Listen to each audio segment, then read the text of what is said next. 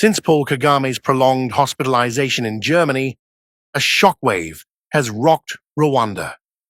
In Kigali, the president's silence fuels the worst fears.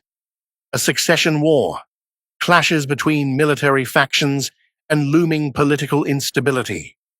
This power vacuum at the top reveals a troubling truth. After nearly 30 years of authoritarian rule, Kagame never prepared for his succession. What will happen if he dies today? Will Rwanda survive his absence? In this exclusive report, we dive into the heart of a faltering regime and a nation at a crossroads.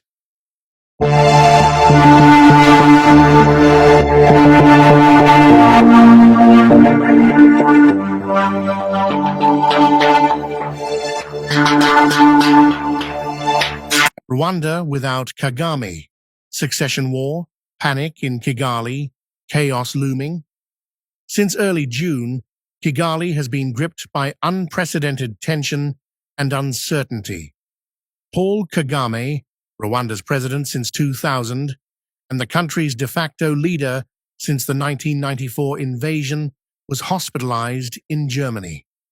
For over 12 days, the head of state has been invisible, silent, and absent from public life.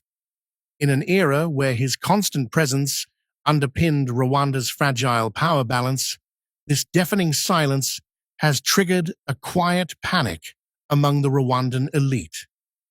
The June 11th ceremony at Nyakinama Military Academy, where Kagame traditionally awarded diplomas to young officers, was postponed to June 16th.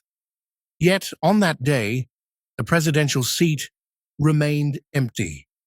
Prime Minister Edouard Ngirente had to present the diplomas in the president's place, fueling rumors of a severely deteriorated health condition, or even a death already concealed from the public. The absence of a video or audio message from Kagame has convinced even the most skeptical that something serious is unfolding. Behind the scenes, the succession war is already raging. For 3 decades, power has been held with an iron fist by one man, yet no clear transition was ever planned. This strategic oversight now threatens the entire regime. 2 factions are clashing. On one side, the family circle, Jeanette Kagame, the president's wife, their son Ian Kagame, responsible for his security, and a few loyal generals determined to keep power within the family. On the other, former comrades in arms from Uganda, including the feared strategist James Kabarebe, whom some in the presidential clan reportedly want eliminated. Divisions run deep, fueled by years of mistrust and internal purges. Younger officers, some from former Burundian refugee communities, have been gradually sidelined or eliminated, accused of thinking or fighting too well. The old Uganda Guard, now marginalized by the rising presidential clan, fears for its survival.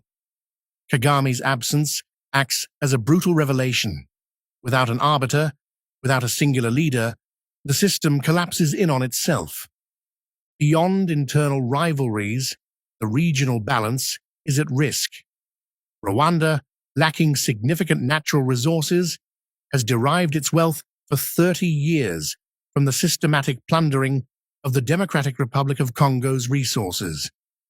As long as Kagame was in charge, this exploitation was cloaked in diplomatic and security justifications.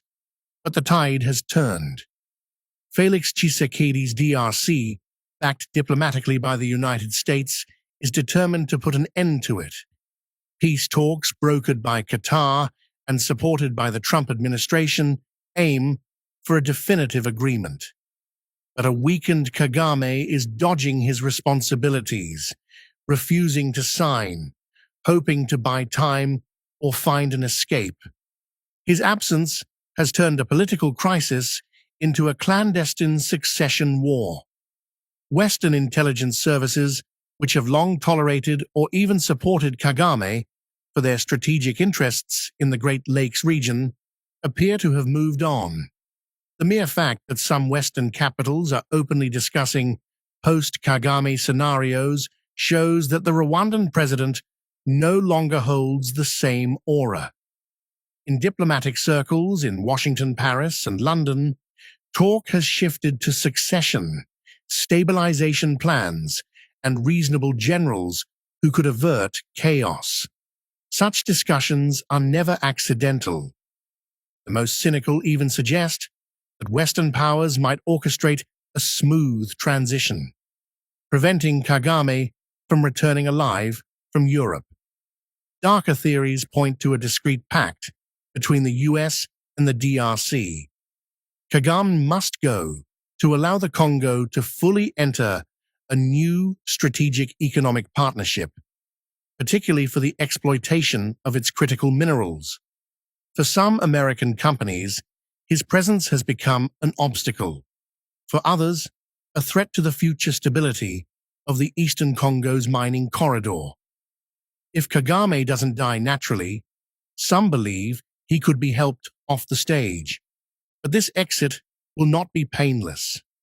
Rwanda is an ultra-centralized state built around one man. No vice president, no speaker of the assembly, no legitimate heir has been groomed to take over. Prime Minister Ngirente, though currently visible, lacks the charisma or clout for a credible transition.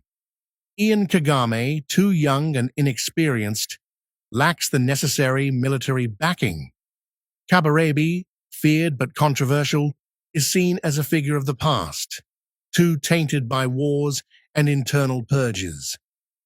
The worst-case scenario looms, a civil war between armed factions, each controlling parts of the security apparatus, accusing one another of treason, coups, or collaboration with enemies. Rwanda, long portrayed as a model of stability in an unstable region, could become the stage for a sudden collapse. History risks repeating itself, as in 1959, when the monarchy fell and chaos reigned until Congolese troops intervened. Back then, the Congolese army restored order in Kigali and stayed until a new Rwandan army was formed. Some in Kinshasa are already contemplating this. In the event of internal conflict, the DRC, a direct neighbor, might be forced to act to prevent regional contagion. What Rwandans call the impossible coexistence between former Burundian refugees and the Uganda Old Guard shows that the seeds of discord were sown long ago. As long as Kagame ruled through fear, these tensions were contained. Without him, fear fades, and scores are settled. In barracks, some officers are already preparing for the worst.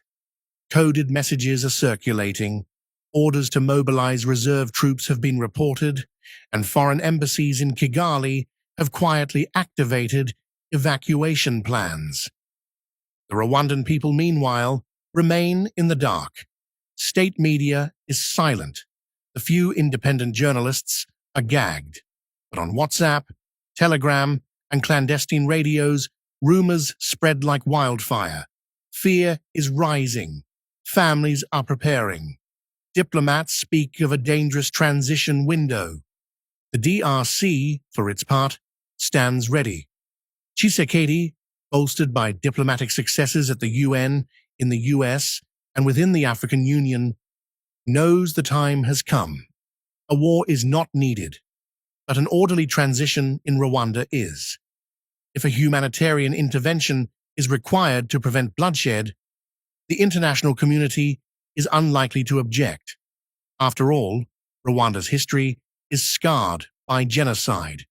No one wants a repeat of that tragedy. But the international community must act quickly. Each day of Kagame's absence heightens the risk of an explosion. Each night without an official statement gives way to fear and anticipation of an uncertain tomorrow. Rwanda, built like a fortress, is now revealing its deepest cracks. The question is no longer whether Kagame is alive or dead. It is now. Will Rwanda survive Kagame? For many observers, the outlook is grim. Without reforms, without an inclusive transition, without a controlled exit from the current system, the country risks igniting, and with it, the entire Great Lakes region. Rwanda has long been hailed as an African miracle, but today, it may be the next volcano to erupt, all because one man never envisioned relinquishing power.